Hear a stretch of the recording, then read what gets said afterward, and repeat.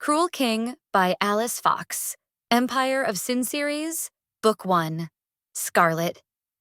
I knew entering Caesar's dark world would be dangerous, but I never imagined the depth of his obsession. Thrust into a deadly game of power and violence, I'm trapped in his gilded cage, at the mercy of a man who knows no bounds. Caesar's possessive hunger threatens to consume me, but I can't escape the twisted pull of our connection. If I surrender, I risk losing everything. If I defy him, I may not survive. The moment I met Caesar's icy gaze, I was lost. His touch brands me. His kisses poison my mind until I can think of nothing but submitting to his dark desires. I know he's a monster, a predator who rules his criminal empire with an iron fist. And yet, I crave the danger, the thrill of being possessed by this man who should terrify me. Every time he looks at me with those cruel, beautiful eyes, I'm powerless to resist. This twisted obsession might be my downfall. Caesar. The moment I laid eyes on her, I knew Scarlett would be my downfall. Her beauty stopped me cold, but it was her fire, her refusal to back down, that hooked me deep. I'd never been hit like that before. I should have walked away, kept my chaos from touching her. But I couldn't. Now she's mine. Heart, body, and soul. But this love is a deadly poison, consuming us slowly. All I know is I'll destroy anyone who dares take her from me, even if it means drowning us both in the aftermath. Chapter 1. I'm sprinting through the chaotic streets of New York, dodging pedestrians and praying I don't trip in these worn-out sneakers. My hair's a mess, my heart's racing, and I'm projecting the absolute worst version of myself. The perpetually late girl. Again. Stupid alarm clock. I skid to a stop in front of the towering Golden Hotel, my workplace for the last 2 years. My chest heaves as I try to catch my breath after dashing 10 blocks. I glance down at my scuffed shoes and give them a quick swipe on the plush entrance carpet, hoping it's enough to look semi-presentable. "Late again, Scarlett," Alice says, her voice laced with playful annoyance. She's leaning against the reception desk, flipping through employee forms like she owns the place, which, as hotel manager, she practically does. Alice has been my best friend since we were kids, chasing fireflies and dreaming big. She's the reason I even have this job as a maid here, and I owe her everything. But right now, her arched eyebrow is giving me zero sympathy. Let me back up and introduce myself. I'm Scarlett Bloom, born under a blazing Colombian sun. My mom always said babies born on sunny days were destined for happiness. Spoiler alert, she was wrong. But more on that later. My parents' love story was straight out of a romantic comedy. My dad, a young American student, fell hard for my mom in Colombia. They called it love at first sight, and I grew up believing in that magic. When I was 3, we moved to New York for Dad's dream job. I learned English, fell in love with the city's energy, and thought life was perfect. Then it wasn't. When I was 5, cancer stole my dad. My hero, my mischief-making partner, my everything. His death left a hole in our family that never healed. Mom raised me and my older sister, Stella, alone, pouring every ounce of herself into us. We tried to be the perfect daughters, but life had other plans. Stella was my rock, my dreamer of a sister, 2 years older and full of plans we swore we'd chase together. But one night, while I was finishing a shift at a dingy diner, 2 men robbed her. She fought back, and they killed her for the crumpled bills in her purse. That night shattered everything. Mom blames me for not being there, and I think it's her way of coping with a grief too heavy to carry. I don't blame her, but it stings. After Stella's death, Mom's spark faded. Depression took hold, and the warm, tender eyes I used to know stopped looking at me the same way. Now I get why that sunny day promise feels like a fairy tale. "Scarlett, hello?" Alice's voice snaps me out of my thoughts. "Sorry, Em. Won't happen again," I mutter, kicking off my sneakers to slip into my work flats. Alarm didn't go off. "You're lucky Mr. Levi isn't here yet. He'd lecture you into next week." She tosses me a keyring with a teasing smirk. "Room 304, get moving." I glance at my uniform. Light blue today. Special occasion? Probably just a VIP who expects perfection. My job as a maid means I'm the invisible one, scrubbing away other people's messes, tidying rooms they barely use, or, let's be real, trash after a night of questionable choices. No judgment, but yikes. I load up my cleaning cart and hit the elevator button for the 3rd floor. The keyring's gold letters glint as I unlock room 304. The door swings open, and I immediately trip over a pile of clothes strewn across the floor. Really? I sigh. But honestly, this isn't the worst I've seen. A few days ago, I spent hours scrubbing vomit from a bed, furniture, and carpet. 3 days for the smell to fade. I shudder at the memory. Never again, please. This room's not too bad. Looks like a woman's staying here, judging by the silky blouse and heels tossed on the bed. Sometimes I know the guests' names. Other times, they're just ghosts I clean up after. I vacuum, dust, and fold, losing myself in the rhythm until it's done. Back downstairs, Alice is waiting with a grin. Wow, you're quick today. Slow season, huh? Guessed it from the uniform, I say, checking my watch. What's next? Suite 108, Italian guest. Oh, and one more thing. Can you make him a coffee? I blink. I'm not room service. I know. Kitchen's swamped and it's just one coffee. You've got this. She glances at her watch. Mr. Ferraro's impatient. Knock first, okay? I roll my eyes but grab the keys. Fine, but my morning mood's already a vibe, so no promises I'll be Miss Sunshine. Alice laughs, pointing a finger. Be nice, Scarlett. I know how you get. Understatement of the century. I'm a walking storm cloud when I'm late, and today's one of those days where even a buzzing fly could set me off. But I've got this. Coffee, cleaning, chaos. Bring it on. I hustle to the kitchen to whip up this ridiculous coffee, fumbling through cabinets like a lost puppy. I'm no barista. Nobody told me where they stash the fancy imported beans. I have zero clue what this guy likes, but I managed to brew something decent in record time, considering I'm winging it. Coffee in hand, I head to Suite 108, the floor reserved for the elite. Think celebrities, tycoons, or people chasing exclusive thrills. My sneakers squeak to a halt outside the door, and I freeze. There's a guy standing there, tall and built like a linebacker, with dark hair and a vibe that screams trouble. His eyes lock onto mine, and I swallow hard. Is he a bodyguard? A mobster? Scarlett, chill. Good morning, Mr. Ferraro, I say, clutching the coffee like it's my lifeline. I've got your order, and I'll be cleaning your room today. He cracks a small smile, stepping aside. I'm not Mr. Ferraro. He's inside. Go ahead. Oh. My cheeks burn as I slip past him into the suite. Inside, a broad-shouldered man in a sharp black suit paces, barking into his phone. His back's to me, and I catch a few silver strands weaving through his jet black hair. We'll handle it with Giorgio, he snaps, ending the call. I clear my throat, nerves buzzing. Good morning, Mr. Ferraro. He turns, and whoa. Piercing blue eyes pin me in place. A neatly trimmed beard frames his jaw. And that suit? It hugs his athletic frame like it was tailored by angels. He's all elegance and intensity, and I'm suddenly hyper-aware of my messy ponytail. You're late, he says, voice cool and clipped before I can finish. I blink, thrown off. Sorry, If this is the service Levi brags about, it's pathetic. He cuts in, sliding his phone into his pocket with a frown. Excuse me? My filter slips before I can stop it. Well, the service isn't pathetic.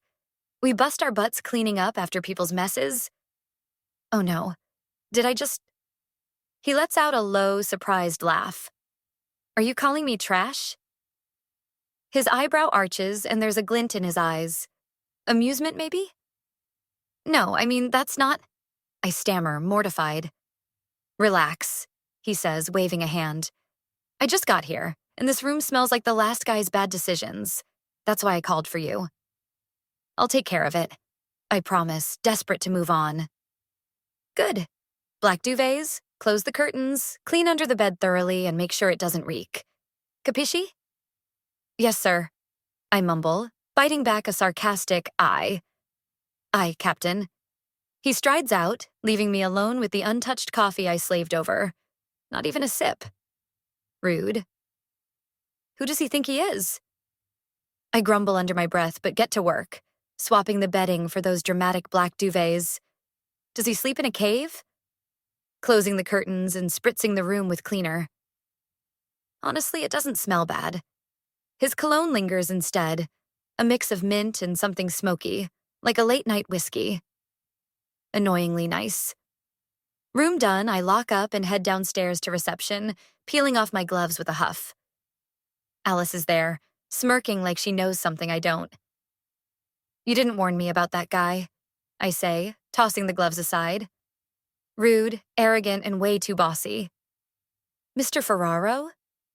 Alice's eyes widen, all mock innocence. He's refined, Scarlett. Practically a walking cologne ad. I've never heard of him being rude. Refined? He didn't even touch the coffee I made. I lean against the counter, snagging the apple I brought earlier. Maybe my beans weren't fancy enough for him. Alice snickers, then nods toward the elevator. Speak of the devil. Welcome back, Mr. Ferraro. Your room's ready. Grazie, he says, flashing a smile that's annoyingly charming. His eyes flick to me for a split second, and I swear there's a spark of something. Humor? Interest? Before he vanishes into the elevator with 3 men in dark suits, including Mr. Linebacker from earlier. Why's he got an entourage? I mutter, taking a bite of my apple. Alice swats my head lightly. Stop snooping into guests' lives. But seriously, what's his deal? Bodyguards? Secret agents? She shrugs. Word is he runs his dad's old company. Nobody knows much else. My stomach growls, loud enough to betray me. That apple's not cutting it. I'm starving. I'm grabbing food. Haven't eaten all morning. Don't take forever, Alice calls as I head off. More rooms to clean? In the kitchen, I whip up orange juice and toast, eyeing the fancy dishes the other girls are prepping. Croissants stuffed with cheese, bacon sizzling, omelets that look like heaven. My mouth waters, but I stick to my basics and head to the second-floor balcony for a quick breather, soaking in the city's hum. Nice work, a deep voice says behind me. I nearly choke on my juice, spinning to find him, Mr. Ferraro, leaning casually against the railing. My heart does a stupid flip. You scared me. So I've heard. He smirks, and it's unfairly disarming. Mind if I know your name? Scarlett, I blurt, then catch myself. Scarlett Bloom. Scarlett, he repeats like he's testing it out. The one who sacrifices herself, huh? I freeze. What does that even mean? Excuse me? I say, thrown by his cryptic comment. It's the meaning of your name in Latin, Mr. Ferraro replies, his blue eyes glinting with something unreadable. Well, my mom told me a different story. I mutter, unsure why I'm even engaging. Miss Bloom, he says, shifting gears. I've been calling room service and no one's picking up. Can you handle it? I'll talk to the manager, I say, keeping my tone professional despite the urge to roll my eyes. Make it clear I only eat Italian, he adds, his voice firm. They'd better not forget. With that, he strides off, leaving me stewing. Back at reception, I'm ready to strangle Alice for sticking me with this guy. Your star client in Suite 108 is demanding room service, I say, planting my hands on the counter. Alice's eyes widen as she scrambles out of her chair. Crap, why hasn't anyone handled it? Maybe because the phone's off the hook? I point out, nodding at the receiver dangling loose. Oh, and he's very specific about his Italian food. Scarlett, he loved what you did with the room, she says, dodging my glare. Can you take him the food? What? No way, I protest. That's not my job. Allie, don't do this to me. I'm sorry, but you're officially on Ferraro duty from now on, she says, wincing like she knows I'm about to lose it. Why me? Send someone else. Who even decided this? I can't say who, but I can't risk a newbie screwing it up. You're good at this. Sweets, cleaning, all of it. Mr. Levi's obsessed with impressing clients like him. How long is he staying? I ask, dreading the answer. 3 days, Max. 3 days? You expect me to babysit this grumpy diva that long? Scarlett, if you don't, we could both get in trouble. Like, fired trouble. You want that? I groan, defeated. Fine, I'll do it. And maybe throw in a smile? Alice suggests, smirking. This better? I flash an over-the-top grin, all teeth. Less terrifying, she laughs. In the kitchen, the girls have whipped up a spread of Italian pasta that smells like heaven. Rich, garlicky, and way too tempting. My stomach begs for a bite, but I shove the thought aside. Focus, Scarlett.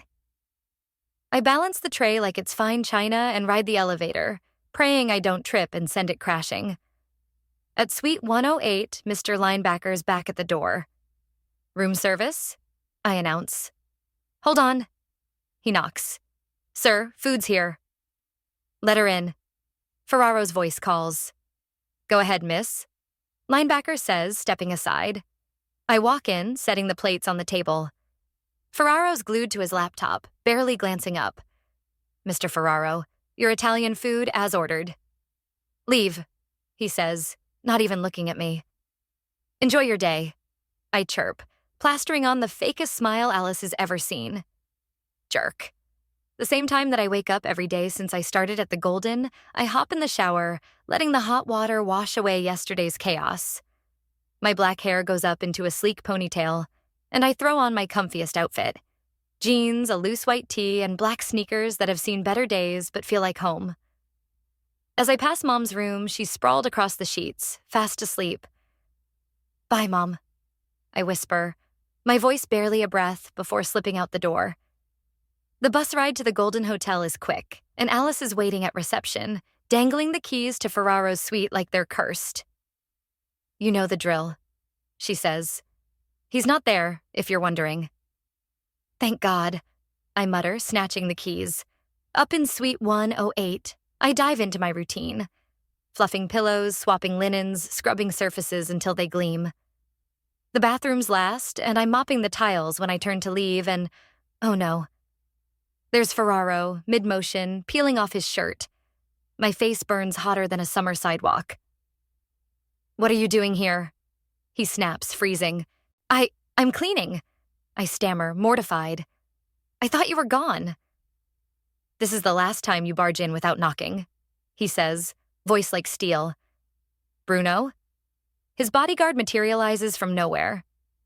Yes, sir? Escort her out. No one enters without permission. I'm sorry, I mumble, cheeks flaming. I didn't know you were here. Just go, Ferraro says, turning away. I slink out, Bruno trailing me like I'm a criminal. Seriously? It's not like I caught him hiding state secrets. Talk about overreacting. Back at reception, I'm distracted, my mind tangled in the mess of my life. Mom's sharp words from last night keep replaying, slicing deeper each time. I can't shake the weight of her blame, the way it burrows into my heart. Earth to Scarlett, Alice says, snapping me out of it. You okay? You're zoned out. Nothing, I whisper, but my voice cracks. She narrows her eyes. Spill. I know you're lying. I sigh, the truth spilling out before I can stop it. It's Mom.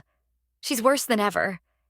We fight constantly, and I can't keep living like this.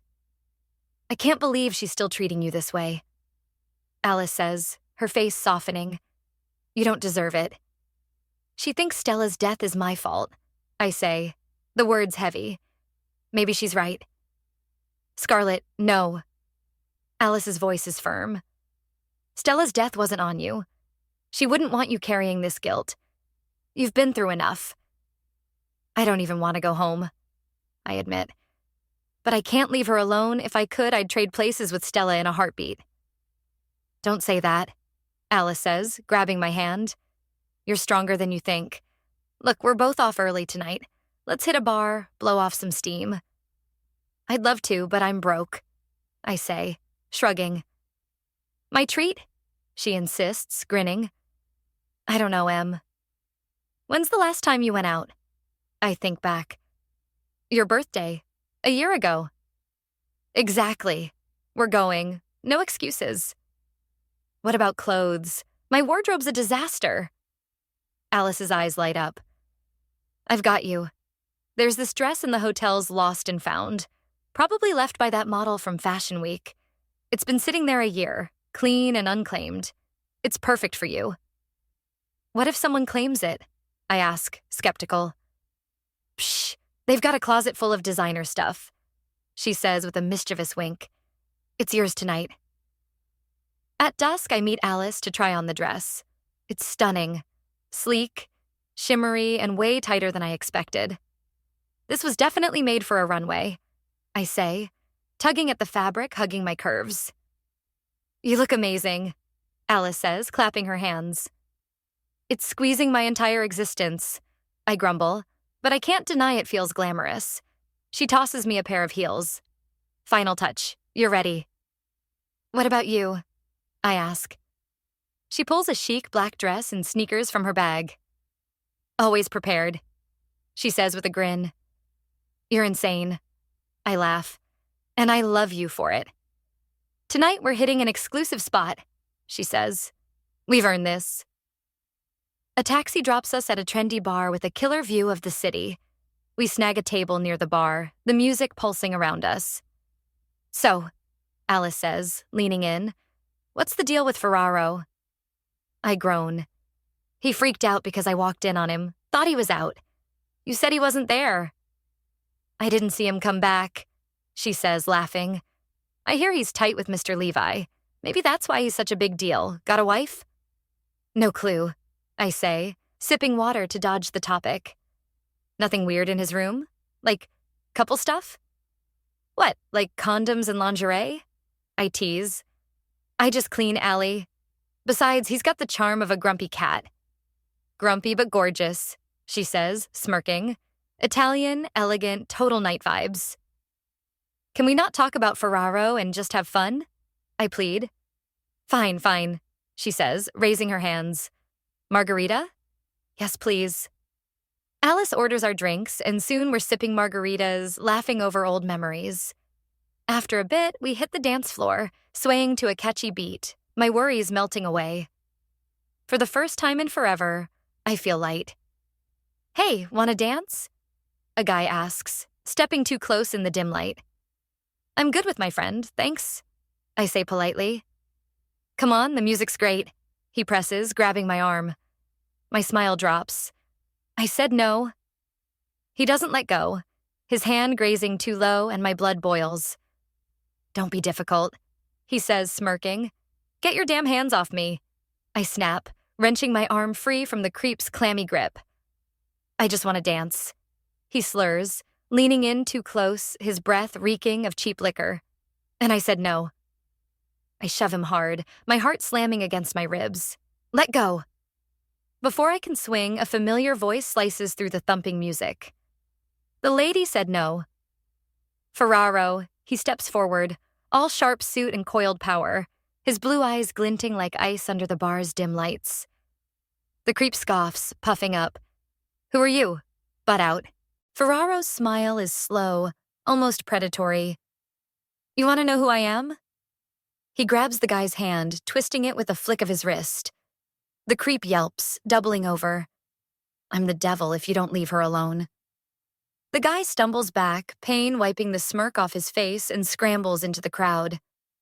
My pulse is still racing, my breath caught somewhere between relief and shock. I stare at Ferraro, his words echoing in my head. The devil? Who is this guy?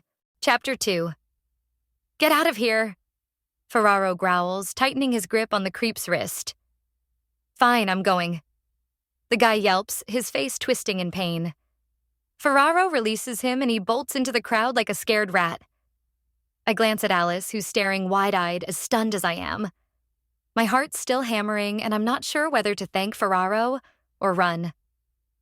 Are you all right? he asks, his voice softer now, those piercing blue eyes searching mine. Yeah, I manage, still processing. But what was that? I did what was right, he says, like it's obvious. Did you expect me to let him paw at you like you're some prize? I respect women, Miss Bloom. Okay, wow, this night's a mess. Thank you, Mr. Ferraro. Alice chimes in, recovering faster than me. Scarlett, I'll be at the table. Catch up when you're ready. She winks and slips away. Oh, I'm so chewing her out later. You didn't answer me. Ferraro says, stepping closer. Are you really okay? I'm fine, I say, weaving through the crowd toward the bar to escape his intensity. You didn't have to go all wild on him. Wild? He catches my arm gently, stopping me. That guy deserved it. I pull free, ignoring the spark from his touch, and keep moving. I'm grabbing a drink. I toss over my shoulder, mostly to dodge him. Where are you headed? He asks, falling into step beside me.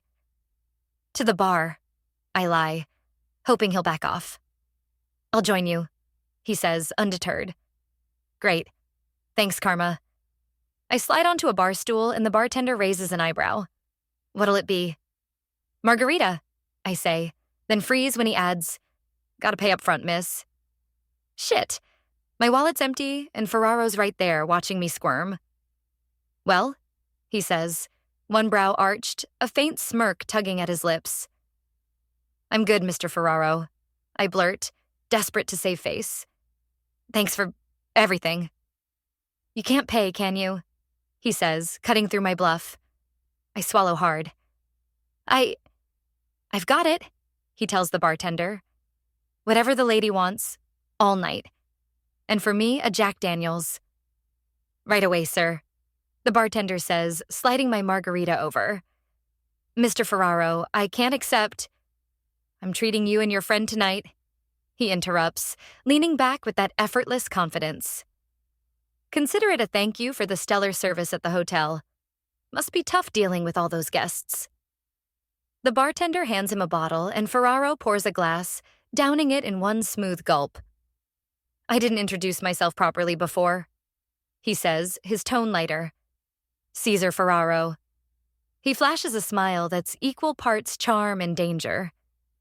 Nice to meet you, Caesar, I say, shaking his hand, his grip warm and firm. Curiosity gets the better of me.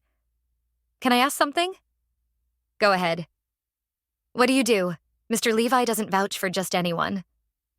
His smile turns cryptic as he pours another drink. Let's say I handle various businesses. Businessman? I press, intrigued. Not exactly. He pauses, swirling his glass. My world's complicated. Something in his tone warns me to drop it, and I do. We're not close enough for me to pry. Besides, I'm not sure I want to know. Sir. His bodyguard Bruno appears, voice low. You've got a call from Russia. They need you outside. Ferraro's jaw tightens. I'm sick of this, he mutters, shoving up from the bar stool. It's urgent, sir, Bruno insists. Fine, give me the damn phone. He turns to me, softening slightly. Excuse me, Miss Bloom, duty calls. No worries, I say, watching him stride off, phone already at his ear. I scan the crowd for Alice and spot her near our table. Storming over, I don't hold back.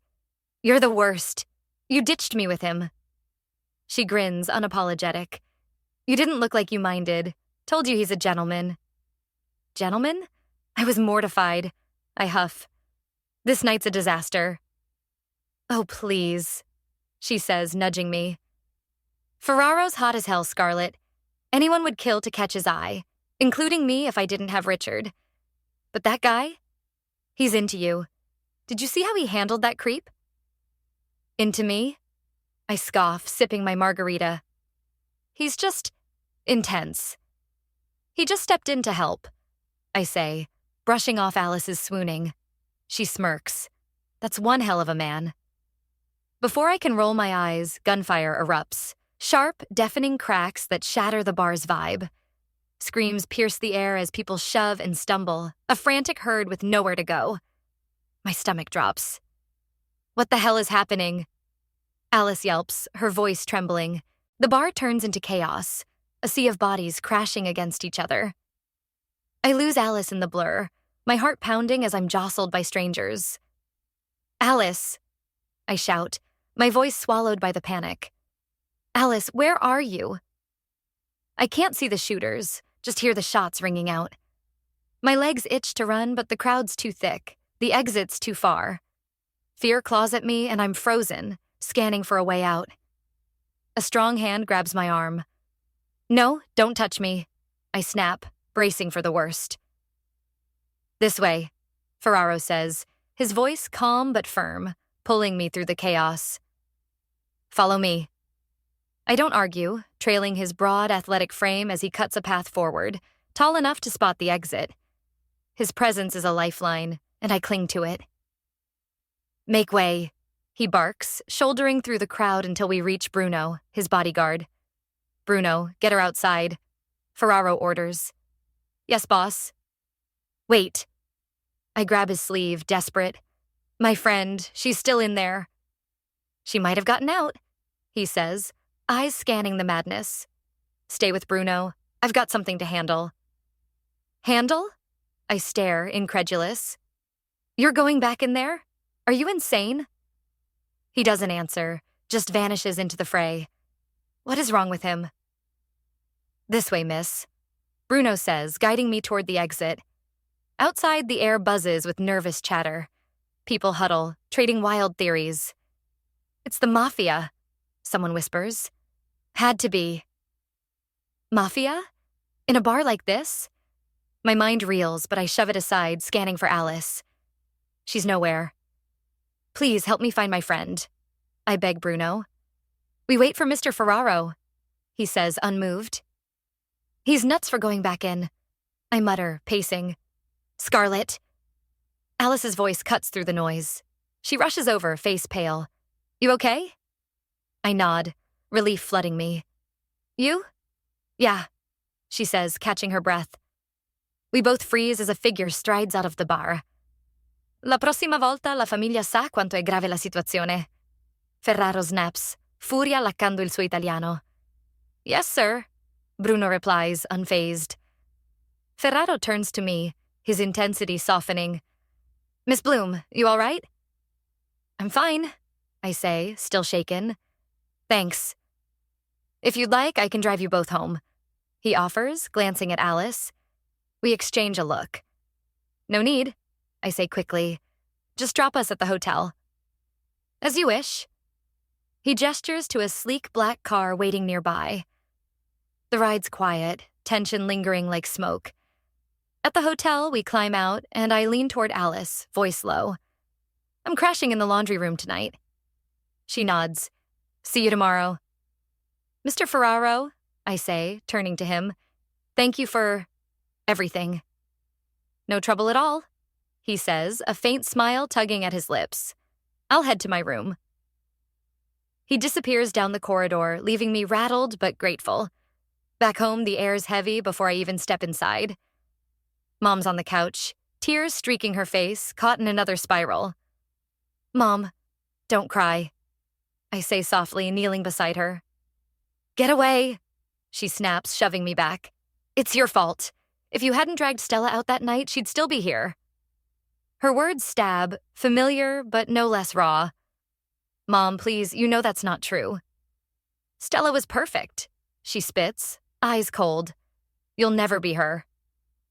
Don't say that, I whisper, throat tight. It's the truth. Leave me alone. I retreat to my room, her rejection a weight I can't shake. Be strong, I tell myself. This is temporary, but the loneliness creeps in, same as always, wrapping around me like a fog. I could run, find somewhere I'm not drowning in guilt. But I won't. Mom's all I have left. It's what Dad would have wanted, what Stella would have wanted. I collapse onto my bed, the sheets cool against my skin and let sleep pull me under. I grip the keys to Ferraro's suite, my stomach nodding as I wait for his voice to grant me entry. Come in, he calls, and I step inside, diving into my routine. I scrub, fluff, and organize, making sure every surface sparkles, every item's in place. But somewhere between folding the black duvet and spritzing air freshener, last night's chaos, gunshots, mom's venom, that suffocating loneliness, catches up. Tears slip down my cheeks before I can stop them. Miss Bloom? A hand brushes my shoulder and I flinch, swiping my face with my wrist. Good morning, Mr. Ferraro, I say, forcing a steady voice. Your room's ready. Grazie, he says, his tone softer than usual. I see you've changed the duvet and added a fresh scent. Well done. Yeah, nice and cozy, I mumble, avoiding his gaze. I should go. May I ask why you were crying? His voice is gentle, almost careful. If there's something I can help with? I shake my head, the lump in my throat growing. Just tough days, you know? I'm fine. Thanks for asking. I turn to leave before he can press further. Thank you for your work, he calls after me. It's nothing, I say, already halfway out the door. The rest of my shift blurs by, dusting, mopping, dodging Alice's worried glances. By the time I'm done, the afternoon's gone, and I step outside to find a chilly drizzle soaking the streets. No coat, no umbrella, just me and my jeans and soggy sneakers. Perfect. I start walking, the rain plastering my hair to my face, but I don't care. Home's not far, and I've faced worse. A sleek car pulls up beside me, the window rolling down. Miss Bloom, Ferraro says, eyeing my drenched outfit from head to toe. Mr. Ferraro, I reply, wiping rain from my eyes. You're walking home in this? He asks, one brow raised. It's not far, I say, shrugging, though my teeth are starting to chatter. Get in. I'm not letting a lady wander alone in a storm. I hesitate, pride warring with the cold seeping into my bones. I don't want to mess up your car. Forget the car, he says, waving it off. Get in, I insist. After a beat, I sigh and slide into the passenger seat, the leather warm against my soaked clothes. He nods to the driver, then glances at me. You always take this route? Pretty much, I say, wringing out my sleeve. It's a long walk from the hotel. No bus? Bus stops running at 7, I explain.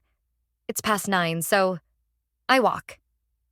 He nods like he's filing it away and stays quiet as the driver follows my directions. The car pulls up outside my house and I force a smile. Thanks, Mr. Ferraro. Really kind of you. Good night. My pleasure, he says, his voice low and steady. I dash through the rain to the front door, fumbling in my bag for my keys, then freeze. They're not there. Shit. I must have left them at the hotel. Knocking feels like admitting defeat, but I've got no choice. I rap on the door, glancing back to see Ferraro's car still idling. Go already. Scarlett? Mom opens the door, her eyes bleary but sharp. What's this? I forgot my keys at work, I mumble. Sorry for waking you. Her gaze flicks past me to the car, then back, narrowing. What's that about? Bringing rich men home to pay your way now? My stomach lurches. What? Mom, no, it's not. Shameless, she hisses. You think you can waltz in here like that? She slams the door in my face. I stand there, rain dripping down my neck, her words echoing like a slap. How did we get here? I pound on the door, voice breaking. Mom, please, it's a misunderstanding. Open the door.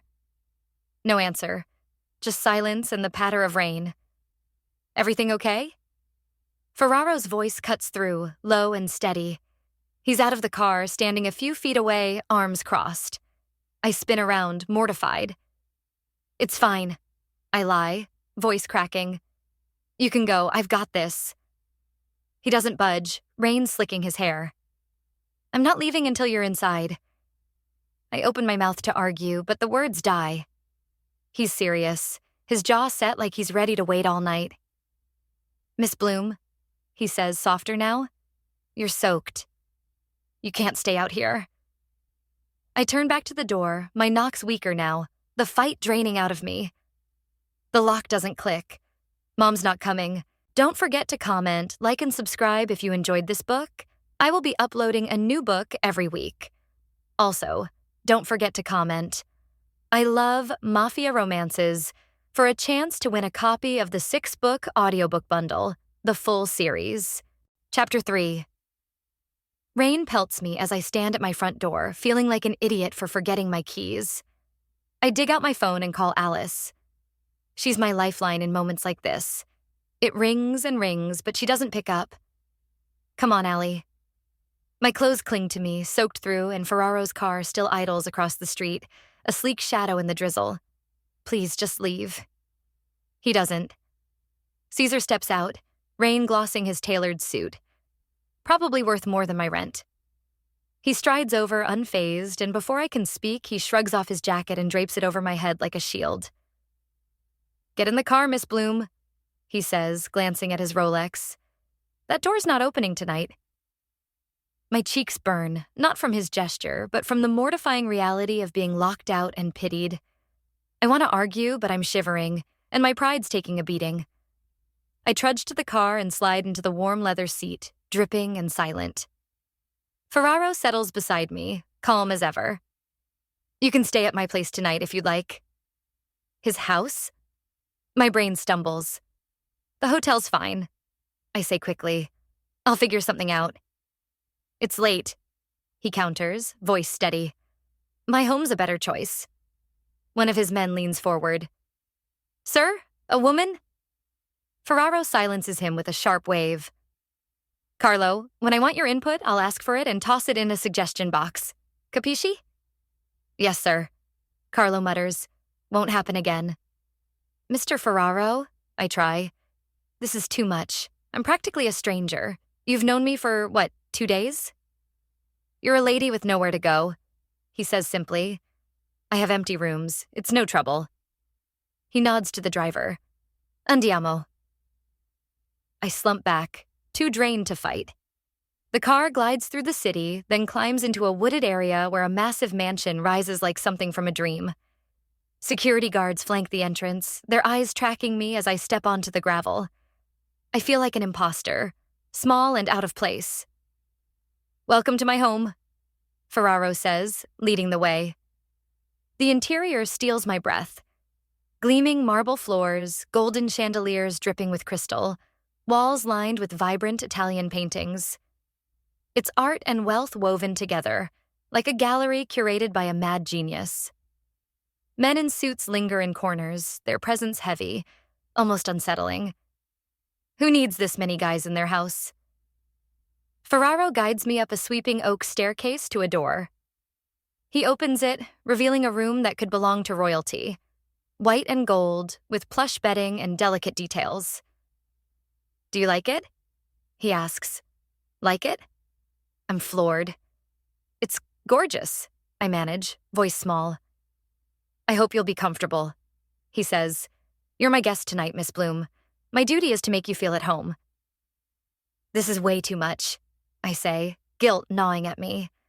I could stay somewhere simpler. I'm already so embarrassed. Embarrassed? His brow lifts, almost amused. You've done nothing wrong. If you need anything, my staff will bring it. He pauses, then adds, Prego, before slipping out, the door clicking shut. I collapse onto the bed, its softness wrapping around me like a hug I haven't felt in years. But my mind's a mess. Ferraro's world, polished, powerful, shadowed by those men, feels like a riddle I'm not meant to solve. If he has this, why bother with the hotel? Why play night to someone like me, a nobody caught in life's worst moment? Caesar Ferraro is a walking enigma, and I'm stuck in his orbit. Sleep hits fast, pulling me under like a tide. A faint clatter downstairs snaps me awake. The bedside clock glows 7:34 a.m. Shit, I'm late for work. I leap out of bed, heart racing. I can't afford to lose this job. The bathroom's a palace of its own, marble tiles, a gleaming bathtub with gold accents, a closet stuffed with plush towels. I shower in a blur, scrubbing off last night's rain and shame. Back in the room, I stop short. A dress, elegant but simple, lies on the bed, paired with heels, clean underwear, and socks. What the? One of Ferraro's staff must have slipped in while I was showering. My face burns, embarrassment piling onto the chaos of the last 24 hours. But there's no time to overthink it. I slip into the outfit, which fits like it was made for me, and spot a breakfast tray nearby. Scrambled eggs, toast, fresh fruit, and pastries that look too good to be real. My stomach rumbles, but I only snag a bite of toast. Every second counts. I hurry downstairs, the mansion's marble corridor gleaming under morning light. Ferraro's at the dining table, alone, flipping through a newspaper in another impeccable suit that screams power and masculinity. His eyes flick to me, catching me staring. I look away, cheeks warm. "Good morning, Mr. Ferraro," I say, clutching my bag. "I've got to run. Thank you for everything, the room, the clothes. I'll pay you back as soon as I can." A faint smile curves his lips. "Forget it, Miss Bloom. No need to pay me. I'll have Carlo drive you home. I've got business to handle." He pauses, his gaze steady. "I hope you were comfortable." "More than comfortable," I admit, flustered. "I really need to go." "Goodbye, Miss Bloom," he says, voice smooth. "Have a good day." I step outside, the morning air crisp against my skin. Carlo pulls up in a sleek car, motioning for me to get in. The drive to my house is quiet, my mind tangled with what I'll say to Mom. He drops me at the curb, and I knock on the door, bracing myself. No answer. I knock again, then a third time. Finally, Mom appears, her face a storm of resentment. "What are you doing here?" she snaps. "You don't live here anymore." My heart lurches. "What? Mom, please. How dare you bring a man here?" She cuts in, eyes blazing. "I know why you're out so late now." "That's not true," I protest, voice cracking. "I've been working myself to death at the hotel. Mr. Ferraro just gave me a ride. I'm not what you think." "I don't want your excuses," she says coldly. "Get out." I open my mouth, but the words die. Arguing's pointless. She's made up her mind. The truth sinks in like ice. She doesn't love me. She blames me. I'm nothing but pain to her. I turn away, legs heavy, and trudge to the bus stop. The ride to the hotel passes in a blur. My eyes locked on the window, the world smudged by tears I won't let fall. At the hotel, Alice is at reception, her smile fading when she sees me. "Scarlett? You're way late. What's going on?" I step aside, voice low. "Mom kicked me out." "She what?" Alice's eyes widen, her voice too loud. "Shh," I hiss, glancing around. "She wouldn't even let me grab my stuff. I've got nowhere to go." "I can't believe her," Alice says, shaking her head. "I'd offer my place, but I'm crashing with Richard, and it's already packed. You can't stay here either. If Levi catches you, you're toast. I'll cover your check-in today, but..." She trails off, frowning. "Where'd you sleep last night?" I brace myself. "I called you, but you didn't pick up." "God, I'm sorry," she says, wincing. "My phone was off. Where were you?" "Ferraro's house," I mumble. Her jaw drops. "What, Mr. Ferraro's house?" "Don't get any ideas," I snap. "He just helped me out." "I don't know," I say, rubbing my temples. And trust me, I'm not thrilled about crashing at some guy's mansion. I was mortified, Allie. But I'll find a room. Something with a bed, at least. "Are you serious?" Alice's voice rises, incredulous. "Those cheap, sketchy places? This is New York, Scarlett. Gangs, creeps, you name it. It's not safe." "I'm not diving into some crime den," I snap, though my voice wavers. "I'll find something decent. I don't have a choice." That afternoon, I scour the city for a place to crash. The best I can afford is a dingy room with peeling paint and a lumpy mattress. Barely livable, but it'll cover 3 nights. Alice lends me some clothes since Mom didn't let me grab a thing. I'm running on fumes, but I keep moving. The next few days are a brutal grind. I throw myself into work. Doubles, cleaning till my hands ache, barely sleeping in that grim room. By Tuesday, my body's screaming for a break, but I push through. Big mistake. I'm crossing the hotel lobby when my vision blurs, legs buckling beneath me. The world tilts and I'm out. "Scarlett, wake up!" Alice's voice cuts through the fog. I blink, disoriented, sprawled on a lobby sofa. Alice is hovering, worry etched on her face, and, oh God, Ferraro's there too, his sharp eyes scanning me. My cheeks burn. "What happened?" I mumble, head spinning. "You collapsed," Alice says, exasperated. "Mr. Ferraro carried you here. What were you thinking? You're killing yourself." "I'm fine," I lie, sitting up slowly. "Just dizzy." "You need water," Ferraro says, his voice calm but firm. He glances at his watch. "Stay put. We need to talk." "Talk?" I echo, stomach twisting. "About what?" He strides off toward the elevator, leaving me with Alice. She shoves a water bottle into my hands. "Drink. I got you the day off. Talk to Levi into it. Wait for Ferraro in the lounge." "You didn't have to do that," I mutter, mortified, "or drag him into it." "You didn't have to push yourself to breaking." She shoots back, softer now. "Just hear him out." I sigh and shuffle to the lounge, sipping water and dreading whatever's coming. When Ferraro steps out of the elevator, his presence fills the room. Tailored suit, steady gaze, all quiet power. He sits across from me, leaning forward slightly. "Miss Bloom," he says, "I know you're without a place to stay. My home is open to you until you find somewhere stable." I shake my head, twisting the ribbon on my uniform. "Mr. Ferraro, I can't. You've already done way too much." "There's no issue on my end," he insists, voice even. "Stay as long as you need." "It's not right," I say, voice small. I don't belong in your world."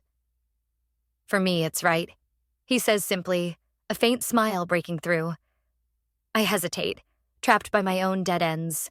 No money, no home, no fight left. "Fine," I say finally. "I'll take your help, but I'm paying you back, every cent." "If that's what you need, so be it," he says, smile widening. "Let's go." I close my eyes, willing myself to hold it together. Temporary, Scarlett. Just keep going. Back at Ferraro's mansion, I'm shown to the same gold and white room from before. "Sheets are fresh," he says, pausing at the door. "One thing, if you stay here, there are rules." I swallow, nerves prickling. "Rules?" "Nothing serious," he says, but his eyes are sharp. "If I ask you not to leave your room, you don't, under any circumstances." "I'm not here to cause trouble," I say quickly. "You're helping me. I'll respect that." "Good," he says, a smile flickering. "Then we'll have no problems." The first few days settle into a strange rhythm. Mornings, I'm at the hotel, scrubbing rooms and dodging Levi's glare. Evenings, Ferraro's driver picks me up and I crash in this unreal room. Caesar even provides clothes, simple but perfect, piling onto the debt I'm mentally tallying.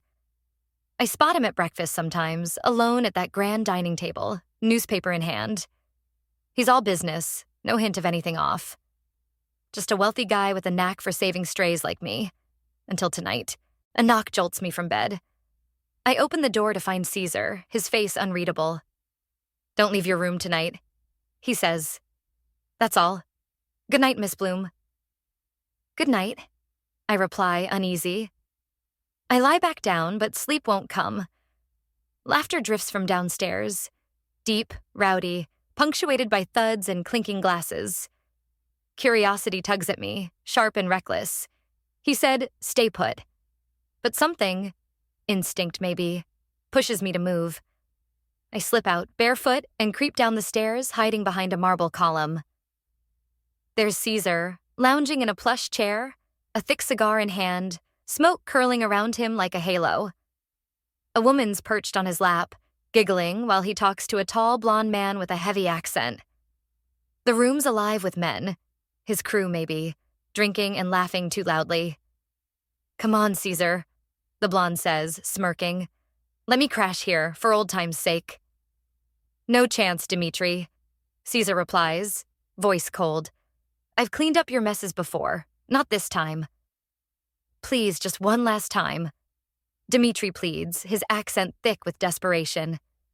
Do you think I'm dumb enough to harbor you when all of Russia's after your head? Caesar snaps, his voice like a blade. Giorgio's ghosting me, probably tangled up with some woman, Dimitri says. You're my last shot, Caesar. You're my friend. We're not your cleanup crew, Caesar retorts, leaning back, cigar smoke curling around him. Handle your own mess. Aren't you Russia's big shot? Grow some balls and prove it. I'm still the boss of the Russian Mafia, Dimitri insists, voice hardening. But I need to lay low. I need your help. Mafia? My blood runs cold. A mobster begging Caesar? That means... Oh, shit. Caesar exhales, his tone shifting to ice. Fine. I've got properties in Seattle. Go there, stay quiet, and don't fuck me over. Or I'll hunt you down and capo you myself. I'm rooted to the spot, heart hammering. My brain screams run, but my body's slow to catch up. I back away, desperate to escape, and damn it, my elbow clips a painting. It rattles against the wall, loud as a gunshot in the tense room. Dimitri's head snaps toward me. Hey, who's the spy? He says, jutting his chin my way. Spy? Caesar's eyes narrow, following Dimitri's gaze. The pretty girl behind the column, Dimitri adds, smirking. Caesar shoves the woman off his lap, rising from his chair with a predator's grace. His gaze locks onto me, sharp and unyielding as he closes the distance. What are you doing here, Scarlett? My voice falters, trapped under his stare. I thought I was clear, he says, low and dangerous. I know, I whisper, shrinking back. She's gorgeous. Dimitri cuts in, grinning. New face around here. Caesar whips around, his expression darkening. Take your eyes off her, he growls, voice laced with venom. All right, Dimitri says, hands up. Didn't mean to ogle your girl, just saying she's a looker. Last time you say it, Caesar warns, his tone final. Now get out. You've got your orders. Thanks, man, Dimitri mutters, disappearing down the hall. Bruno! Caesar's shout jolts me, loud enough to rattle my bones. Yes, sir? Bruno appears, ever the shadow. End the meeting, Caesar orders. As you say. Caesar grabs my arm, not rough, but firm, and steers me back upstairs. You and I need to talk, he says, shutting the bedroom door behind us. Explain why you were downstairs. I freeze, words stuck in my throat. Tell me, he snaps, impatience flaring. You're a gangster, I blurt, voice trembling but steadying with the truth. He tilts his head, a faint smirk tugging at his lips. Sharp observer, aren't you? It all adds up now, I say, adrenaline surging. The men, the security, the vibe. What's going on? Who are you? He steps closer, eyes boring into mine. I'm the Don, he says, voice low and heavy. The highest authority of the Familia. Chapter 4. The Don? I echo, voice shaky. The highest rank in the family, Caesar confirms, his tone matter of fact, like it's no big deal. I swallow hard, my mind racing. Answer me this. Were you part of what happened at the bar that night? Yes, he says, unflinching. I was with those men. And Mr. Levi? I press, dread pooling in my gut. He leans closer, eyes narrowing. The hotel's a front. That's all you need to know. The less you're tangled in my business, the better. Fear chokes me, words failing. This is a nightmare I never signed up for. Why couldn't you follow a simple rule? He asks, voice low and edged. I told you to stay put. I don't know. I stammer, guilt mixing with panic. I heard noises, thought something was wrong. I'm sorry, I should go. I don't want trouble for you or me. I lunge for the closet, grabbing the one outfit I brought when I moved in, hands trembling. And where will you go, Miss Bloom? Caesar's voice stops me cold. You've got nowhere. He's right, and it stings. No home, no safety net. But staying here, surrounded by mobsters who could kill me in my sleep? Doesn't matter, I say, forcing steel into my voice. I'll figure it out. He watches me, unyielding. Why haven't you gone back home? What's keeping you away? I freeze. I've only ever opened up to Alice about this. My mom, my sister, the guilt that's eaten me alive for 3 years. Strangers don't get that piece of me. But his gaze holds steady, waiting, and something cracks. It's a long story, I mutter, turning away. I've got time, he says, settling onto the bed's edge, his scent, woodsy, rich, dizzying, filling the room. He's all masculine calm, like he's pulling me into orbit. I don't know why I spill it. Mom's hatred, Stella's death. The night I froze while she bled out in front of me. Maybe it's because he's here, the only one listening when I'm drowning. My voice breaks as I finish, tears I didn't mean to shed slipping free. Why carry blame for something you couldn't predict? He asks, voice softer now. That wasn't your fault. My mom thinks it was, I say, bitter. I should have done something. Instead, I just stood there. You don't deserve that, he says firmly. No good daughter should. I take a shaky breath and head for the door, needing air, distance, anything. He catches my jaw gently, tilting my face up. You've got too beautiful a face for tears, he says, thumb brushing my cheek. Stay. The only reason I'd keep you here is those men downstairs. If they spot you, it's trouble. For them, not you. That's why I should go. I counter, stepping back. It's dangerous for both of us. He smirks, unfazed. If they try anything, they'll answer to me. You're safe in this room. Just don't leave it. This is insane. He's a stranger, a mob boss, not a friend. Yet here he is, anchoring me when I'm falling apart. I'll never repay you for all this, Caesar, I say, testing his name. If we cross paths again, I hope it's not like this. Stop with the Mr. Ferraro, he says, grinning. Makes me feel ancient. Caesar's fine. Thanks, Caesar, I manage, a faint smile breaking through. I'm helping a lady in distress. He says simply, rest. I don't want a repeat of today. Good night. Good night. I echo as he leaves, the door clicking shut. Alone again, his gentlemanly calm lingers, but so does the truth. He's tied to organized crime, a world of cigars and threats I just glimpsed. Fear coils tight. I didn't think staying in this gilded cage mattered, until now. After that scene downstairs, I'm never stepping out again. Days later, I shuffle into the hotel lounge, bone-tired but upright. Alice is at reception, humming a sappy tune, her face glowing with a grin I haven't seen in ages. What's got you so chipper? I ask, raising a brow. I'm getting married, she squeals, flashing a ring with a sparkling stone. Richard proposed. Oh my God, it's gorgeous, I say, genuinely happy for her.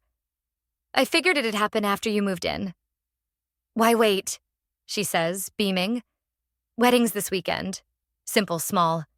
You're invited, obviously. This weekend? I blink. That's fast. Just us, his tiny crew, and my grandma, she explains. You're coming, right? Of course, I say, smiling despite my exhaustion. Wouldn't miss it. Bring a +1, she teases, winking. I snort. Who? You know I've got no one. What about Mr. Ferraro? She says, tongue clicking mischievously. I barely know him, I protest, cheeks warming. I'm not dragging him to your wedding out of nowhere. What's wrong with that? Alice says, smirking. Girls rent dates online all the time. Alice, Mr. Ferraro's got bigger fish to fry, I argue, exasperated. I'm not bugging him about a wedding. Do you even know what he does? She presses, eyes gleaming. I do, too well, but Alice can't know. Not my best friend, not anyone. He's busy, I say vaguely. No time for random events. You lose nothing asking. She teases, winking. Live a little. I'll think about it, I mutter, dodging. But forget that. You're getting married. Oh my God.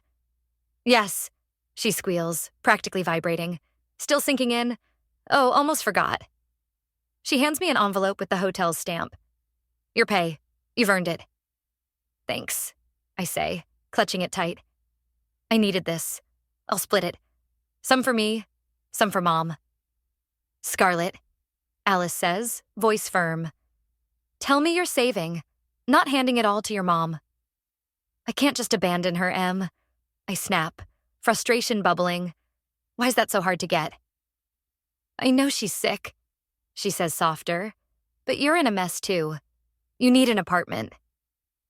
I'm not sponging off Mr. Ferraro forever, I say, cheeks heating. It's already embarrassing. I don't want to overstay his kindness. Here, she says, shoving a newspaper section into my hands. I save these ads. Look them over. Later, I stand at Mom's door, knocking until my knuckles ache. She finally appears, pajamas sagging, dark circles carving hollows under her eyes. She looks frail, neglected, and my chest tightens with worry. What are you doing here? She rasps. Not staying, I say quickly. Just brought money for your expenses. I hold out the bills. Money? She arches a brow, scorn twisting her face. From screwing around with God knows who? Keep it. I clench my fists, swallowing a storm of hurt. Mom, I don't make it that way. I've told you. Take it, you're not well. I press it into her hands, but she flings it to the ground, bills scattering like leaves. I don't want it, she spits. Tears sting my eyes as I kneel to gather them, pride crumbling until a voice stops me cold. Scarlett, leave it. Caesar's right behind me, his presence towering. You don't need to grovel. He grips my arm, gentle but firm, pulling me up. I meet his gaze, blue as a summer sky, and my breath catches. Who are you? Mom demands, glaring at him. Someone who won't let you shame her anymore. Caesar says, voice steady but edged. I don't know your pain. I've never lived it, but Scarlett doesn't deserve this. Don't worry about money, I'll handle it. She'll want for nothing. Caesar, no. I protest, stunned. What are you doing? Forget the cash, he says, ignoring me. If she takes it, fine. If not, let it rot. He steers me away from the door. Let's go. I can't abandon her, I say, voice cracking. She needs me. She's made it clear she doesn't. He counters, smoothing his suit with a flick of irritation. For fuck's sake, Scarlett, why cling to her? Do you like the humiliation? I've never seen anyone take this much. She's my mom, I say, fierce despite the tears. I won't ditch her no matter how awful she is. He exhales, sharp and frustrated. I don't get you. I'll keep trying as many times as it takes, I say. How'd you even find me? Stop by the hotel, he says. Your friend said you might be here. Listen, if you come back, I'm with you. Capisci? I can't promise that, I say, defiant. Some choices are mine. He lets out a heavy breath, jaw tight. Get in the car. He swings the back door open, gesturing me in. And wipe that look off your face, no one's dead. Bossy when he wants to be. I slide in, the leather cool against my skin, and realize, if I'm asking him anything, it's now or never. Alice's wedding pops into my head, absurd as it is. We're not friends, not really. Just two people thrown together by my mess. Still, I blurt it out. My friend's getting married this weekend. Good news, he says, settling beside me. Weddings are big commitments, no? Yeah, I agree, fumbling. Just say it, Scarlett. Would you want to come with me? Just for a bit? He pauses, then smiles faintly. Thanks for asking, but those scenes aren't my thing. Oh, no worries, I say, cheeks burning. Really? What was I thinking? I'm sorry if I came off rude, Caesar says, his tone softening. Weddings just aren't my scene, but I'm flattered you thought of me. It's fine, I mumble, cheeks warm. Nice try, Scarlett. Who was I kidding? Caesar at a wedding with me? Ridiculous. His phone buzzes, cutting through my embarrassment. Hello? He answers, voice shifting to something warmer. Bella, how are you? I've missed that gorgeous voice. A woman purrs back, loud enough for me to catch. My stomach twists. Who's she? His face lights up, eyes crinkling, a rare smile breaking through. She matters to him. That much is clear. Why do I even care? I'd love to be there, he says. Take care, beautiful. He hangs up, turning to Bruno. Cancel next week's meetings. Danielle's in town. As ordered, sir, Bruno replies. And get a bouquet of white roses, the best in New York. I want to surprise her. Pleasure, sir, Bruno says, nodding. I stare out the window, pretending not to hear, but my brain's stuck on Danielle. Beautiful, important Danielle. Whatever. We pull up to the mansion and Caesar heads straight to his office, muttering about business. I linger by the stairs, curiosity nagging. Bruno? I say, catching him before he disappears. Why's Mr. Ferraro always eat alone? He doesn't share meals, Bruno says, voice clipped. Likes it that way. Only made an exception once. Who? I press, pulse quickening. A woman he values deeply, he says, then shuts down. That's all I can say, Miss Bloom. My job's not to spill the boss's life. Good night. He stops at the doorframe and walks off. Values deeply. Danielle, probably. The call, the roses, it tracks. A flicker of irritation flares, sharp and petty. He'll drop everything for her, but my invite's a no-go? I shouldn't care. I don't. Except I kind of do. Days blur by, and Alice's wedding sneaks up fast. I spend 2 hours fussing with a sleek black tube dress the mansion staff left for me, pairing it with silver heels. I check the mirror. Hair up, makeup light. Good enough. I head downstairs, heels clicking on marble, and reach for the door when Caesar's voice stops me. You look stunning tonight, Miss Bloom. Enjoy yourself. I glance back. He's in a crisp suit, all masculine poise, leaning against the wall. Thanks, Caesar, I say, flustered. Won't be long. Back early. Carla will drive you, he says. Send my congrats to your friend. Will do, I reply, slipping out to the waiting car. At the wedding, Alice is a vision. Lace mermaid dress hugging her curves, her smile brighter than I've ever seen. She's radiant, and it hits me how much she deserves this. We've been through everything together. Every secret. Every tear. Richard seems solid. I hope I'm right. The ceremony wraps in an hour. Vows sweet and simple. I snag a seat at a family table beside Alice's grandma, Isabella, a spitfire I've known forever. She raised M, and at her age, she's still twirling to a conga beat, laughing like a kid. Feather-shaped bronze brooches are the classiest, Isabella declares, mid-lecture about accessories. Everything okay here? Alice appears, glowing, glancing around. Where's Grandma? Wonderful, I say, nodding toward Isabella, who's now swaying with a glass in hand. We're on brooch duty. Alice laughs, bright and easy. Figures. You good, Liv? She asks softer. Sorry Mr. Ferraro didn't come. Knew he wouldn't, I say, sipping champagne to dodge the sting. He's a busy guy, you know. Alice's gasp yanks me mid-sentence, her eyes ballooning at something behind me. I freeze. Fuck, she mutters, staring past my shoulder. What? I raise a brow, wary. See for yourself, she says, nodding toward the door. I turn, and there he is, Caesar. He strides in, all tailored elegance and quiet power, drawing every eye like a magnet. Women crane their necks, whispering, trying to pin down the enigma in the custom suit. My throat tightens. I snap my gaze away, praying he doesn't catch me gawking like an idiot. "Good evening," he says, his hand landing warm and steady on my bare shoulder. A feather-light touch that sends a jolt through me.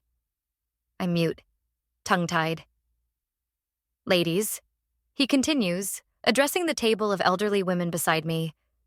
"Hope you're enjoying the night." I pretend he's not there, staring at my glass. Alice's grandma halts mid-conga, peeking through the crowd. "That's a man," she stage whispers, loud enough for everyone. "Grandma," Alice hisses, mortified. "Congrats on your marriage, Mrs. St. Clair," Caesar says smoothly, pulling out the chair next to me and sitting down. His presence is a heat wave. My cheeks flush, palms slick with sweat. Caesar Ferraro does something to me, and I hate it. "Thank you, Mr. Ferraro," Alice replies, grinning. He's here, after swearing weddings weren't his thing. I can't wrap my head around it. "Guess I took your invite a bit late, Miss Bloom," he says, his voice low, blue eyes locking onto mine. "Hope you don't mind." "No, of course not," I stammer, caught in that piercing stare and the sharp lines of his suit. "Where'd you find him, dear?" One of the old ladies pipes up, fanning herself.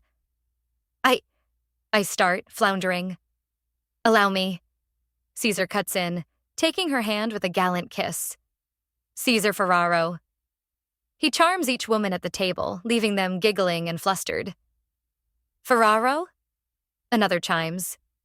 "That's Italian." "Sicilian, born and bred," he says, a faint smile playing on his lips. "I'll leave you to it," Alice says, shooting me a wide-eyed what-the-hell look before darting back to Richard. A waiter swings by with champagne. I snag a glass and down it in one gulp, nerves jangling. I'd written Caesar off after that call with Danielle, the roses, the smile, and now he's here, turning heads, chatting up old ladies with a confidence that could melt steel. He's the kind of man you'd kill to have beside you. His voice alone, smooth, rich, making even small talk hypnotic. Alone Again by Gilbert O'Sullivan drifts through the room, slow and soulful. Couples rise for the newlyweds' first dance, and I eye the champagne bottle a few feet away. More alcohol. "Now, care to dance?" Caesar's voice cuts through my haze. I nearly choke. "What?" "Will you grant me this one, Scarlett?" He extends a hand, and the old ladies nod at me like eager matchmakers. My legs betray me, moving before my brain catches up. "Sure," I say, voice barely audible. His hands settle on my hips, firm yet gentle, and I rest mine on his shoulders. He's a tower, 6'3", maybe more, dwarfing me, pulling me into his orbit. My skin hums where he touches, nerves and something else buzzing wild inside me. Caesar Ferraro is intimate, and it's overwhelming. Up close, he's sharper. Stubble dusting his jaw, those blue eyes that could unravel anyone. A face too striking to ignore. I flick my gaze to the ceiling, dodging his notice of me drinking him in. "You dance well," he says, breaking the thick silence. "No way," I scoff, shaky. "I'm terrible." "You're the best partner I've had," he counters, his hand brushing a stray hair from my face, light as a whisper. The song fades and I pull back, breathless, my head spinning, a volcano ready to blow.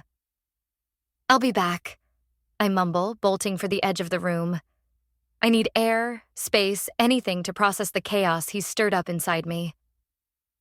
"I'll wait for you," Caesar calls as I bolt for the bathroom. I stumble to the sink, splashing cold water on my face, staring at my flushed reflection. What's wrong with me? "Calm down, Scarlett. You can't. Not with him." "What are you doing in here?" Alice's voice jolts me, and I nearly yelp. "God, you scared me." I clutch my chest, heart pounding. "I saw you dancing with Mr. Ferraro," she says, grinning. "You two looked good. Tell me, do you like him?" I freeze, not touching that. "I know you," She presses undeterred. You're into him. Don't be shy, it's obvious. What woman wouldn't lose her mind over him? That's exactly why I shouldn't. I snap, sharper than I mean to. Why not? She counters. He's perfect, chivalrous, kind, polished in his work.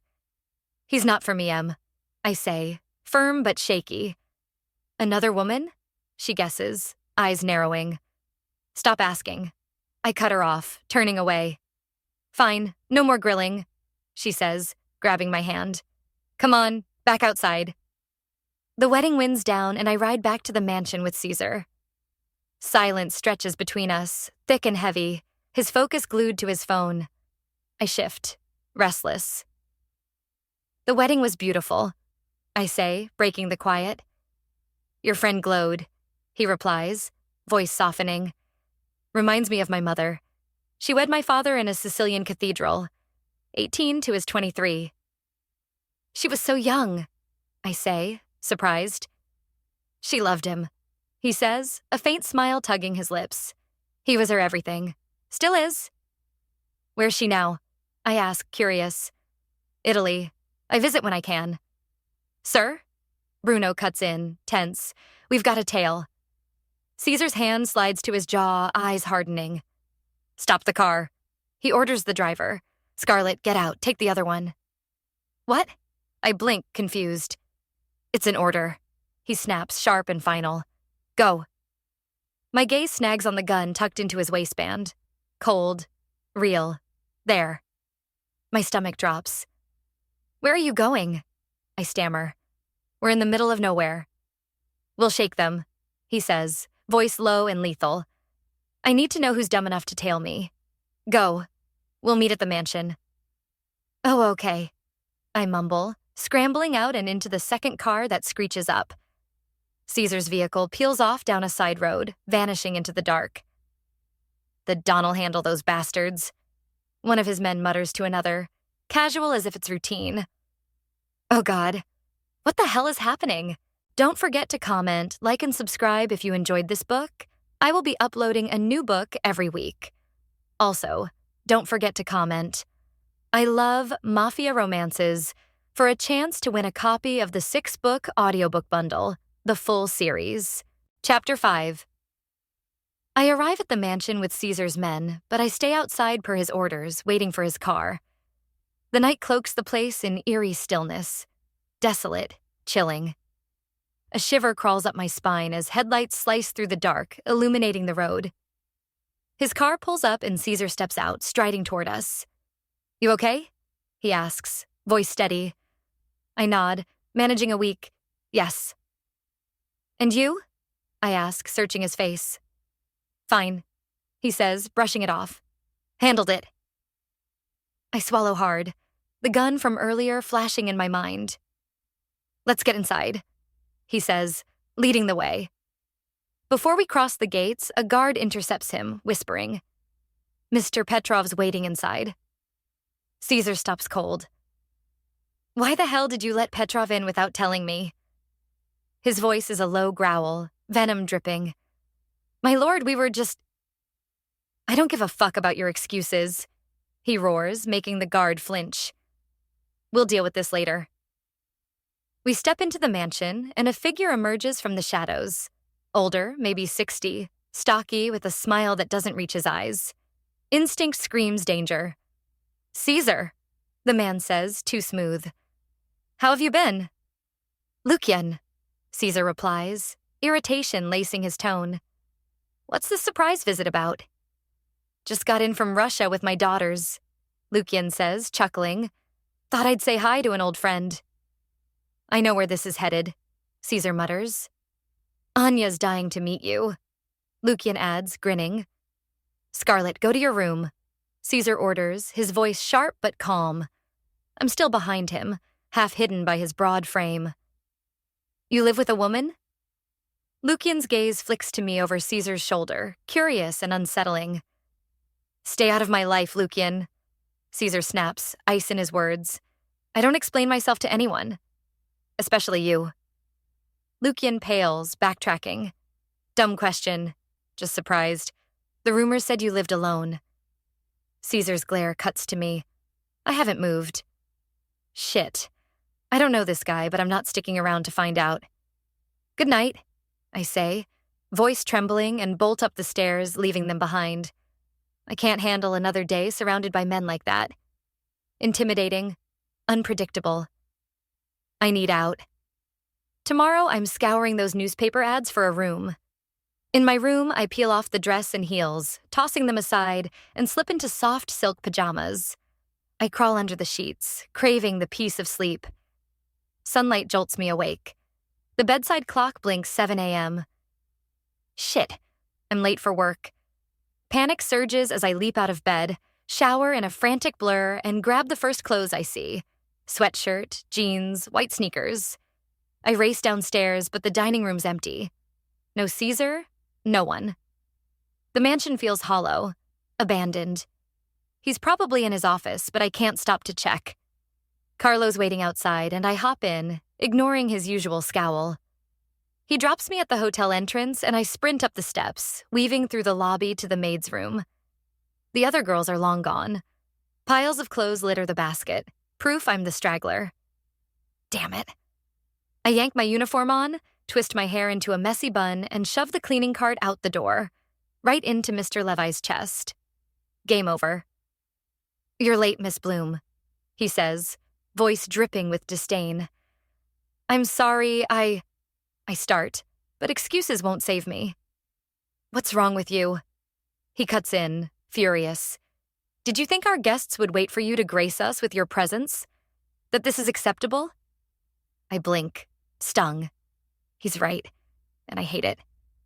No, sir, I know my job. Then act like it, he sneers.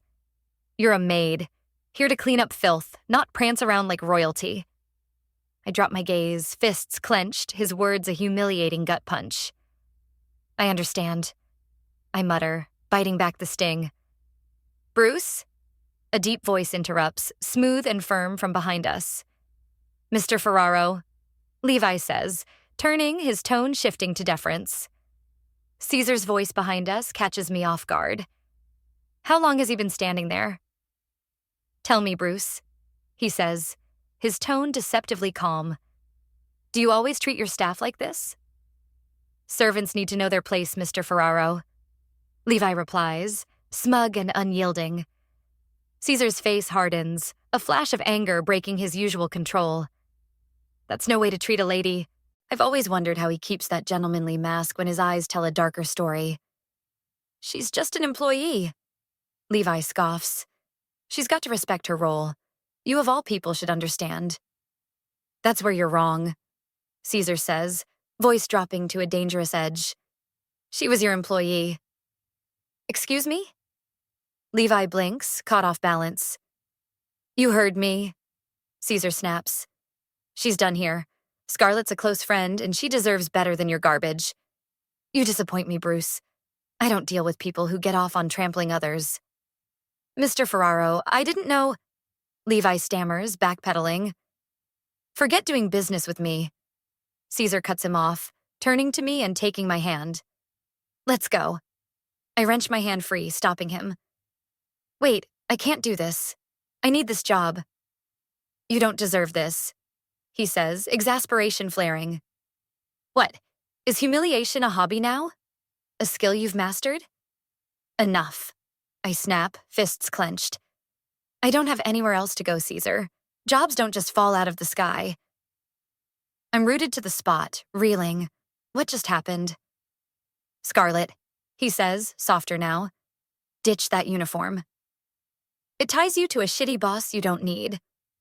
I swallow hard. Did he really just...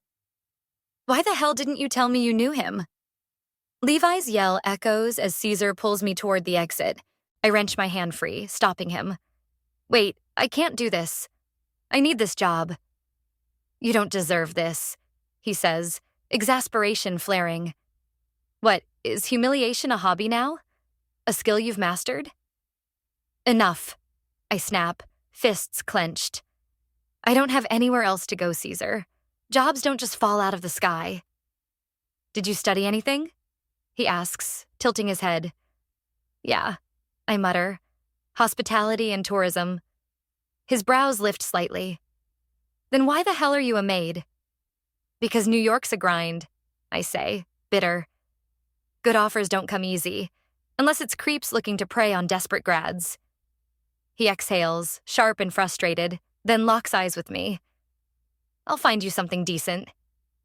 What? I balk. No way. I don't want your business, and I can handle this myself. Not my business, he clarifies, voice firm. You're smart, Scarlett. You deserve a real position. I'll sort it out myself. Don't worry.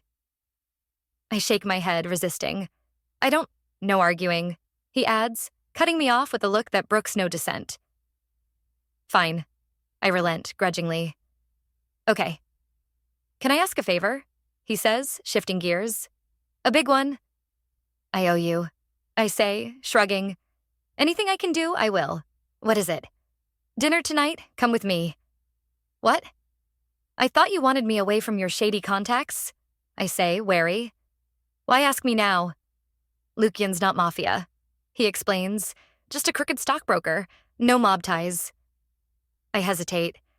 It's a bad idea, I know it, but I promised I'd help if he needed me. And yeah, I'm in his debt. Fine, I sigh. I'll go. I'll handle everything, he says. Make sure you look perfect. No need, I protest. I've got stuff to wear. For me there is, he insists, a faint smile breaking through. Leave it to me. The afternoon drags on and I'm a mess of nerves. I don't know how to act or what to do because I'm terrible at events like this. Caesar's staff delivers 2 boxes early in the day. One holds a stunning red V-neck dress that screams elegance. My only decent option before was my old prom dress. The other box reveals a set of jewels that match perfectly. Come on, Scarlett, it's just dinner. You've got this. I shower fast and slip into the dress. The heart-shaped pendant gleams in the mirror when light hits it. I keep makeup simple with powder and blush and add a touch of highlighter to my eyes. My hair goes into a half ponytail because I'm not here to overdo it. A knock at the door snaps me out of it. I head downstairs with Bruno and find Caesar waiting at the entrance. Sorry if I'm late, I say. He's in a black suit that hugs his frame like it was made for him. Most of his wardrobe seems to stick to that color. I can't deny he looks damn good. Rugged and all man. You're not that late, he says and flashes a smile. I don't feel right in this dress, I admit. Could you just... You look like a Dia, he cuts in. A goddess. Heat floods my cheeks. Thanks for all this, I mumble. It's gorgeous and fancy, but it's not me. A dress is just fabric, he replies. It's nothing until a beautiful woman like you wears it. You make it shine. Andiamo. He offers his arm. My legs wobble and my breath catches as I take it. The car waits outside to whisk us away. We don't speak during the short drive. The place is new to me because I've never heard of it. Bruno will park, Caesar says, and pulls me from my daze. I've been staring at the lights decorating the entrance. It's like a London theater, I murmur.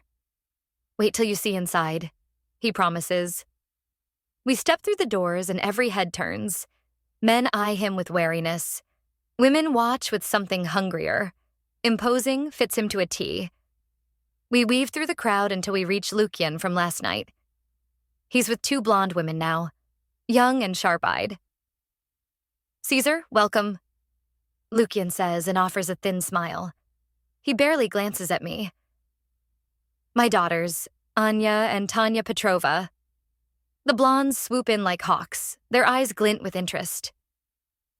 Such a pleasure to meet you, Mr. Ferraro, Anya says and extends her hand. Father's told us so much. She's stunning, model perfect with clothes that cling just right. The pleasure's mine, Miss Petrova, Caesar replies and kisses her hand. She smirks, pleased. I look away. I feel stupid standing here. This is Miss Bloom, my companion, he says and gestures to me. I avoid their stares. Oh, I remember her, Lukian starts. She's that lovely woman from yesterday. She looks like... Caesar's glare shuts him down hard.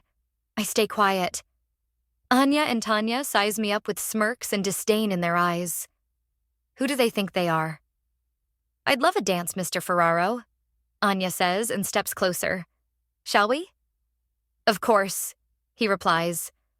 But first I need a word with Miss Bloom. Excuse us. He adjusts his suit and takes my arm. He leads me to a quiet corner. What's wrong? I ask. Did I mess up? Stay where I can see you, he says. Is something off? I press. Don't talk to anyone unless it's Bruno, he warns. Capisci? I nod. I'll be quick, he assures me. This nonsense ends now. He heads back to Anya and takes her hands. He guides her to the dance floor. Anya's face glows as she dances with Caesar. She's clearly smitten. I feel like a fool watching them. Why did he even bring me? I'm not some damn accessory. What was I thinking agreeing to this? I push up from the chair and head for the drinks. I grab a champagne glass and down it in one go. A few men leer at me. Gross, objectifying stares that make my skin crawl. I ignore them until one gets too close. Hello, he says. Caught you looking bored? I don't answer. I just want out. You're stunning, he presses. Here alone? I have to go. I mutter and turn back toward the table. Want to dance? He insists. She's with me. Caesar's voice cuts in, deep and unyielding, behind me. The guy stammers. Get lost, Caesar snaps. The man scurries off. I told you not to talk to anyone. He came out of nowhere, I protest. I couldn't dodge him. I said stay where I can see you, he repeats. His tone is hard. I stepped away because I'm not okay here, I admit. I said I'd come, but I don't belong. Why? He asks. What happened? Men stare like I'm meat, I say. Women judge me like I'm a joke. I don't fit. I should go back. No, he says. Stay with me. Tell me who's bothering you. I'll handle it. You know your handling could land you in jail? I shoot back. He laughs, a low, dark sound. Want me to fix it my way? Fine. He grabs my waist and pulls me flush against his chest. Solid and warm. Our feet hit the dance floor. You don't dance or talk to any man but me.